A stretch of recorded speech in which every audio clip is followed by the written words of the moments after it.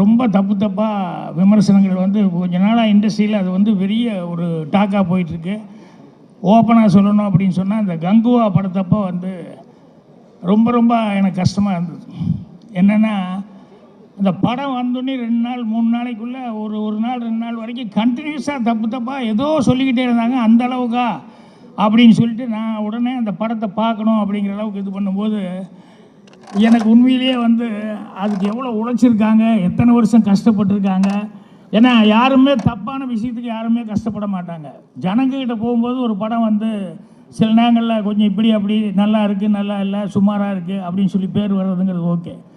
ஆனால் முதல் நாள் 2வது நாள்லேருந்தே அதை பற்றி தப்பாக பேசி அதுக்கு யாருமே வராத அளவுக்கு ஒன்று பண்ணுறதுங்கிறது நினைக்கும் போது ரொம்ப கஷ்டமாக இருக்குது. ஏன்னா எனக்கு தெரிஞ்ச அன்னக்கிளி படம் வந்தப்போ 2 நாள் 3 நாள் வரைக்கும் அந்த படத்துக்கு வந்து ஒரு இதில், அப்புறம் மவுத்து டாக் வந்ததுக்கப்புறம் அந்த படம் பிரமாதமாக அந்த படம் அந்த அளவுக்கு ஓடிச்சு.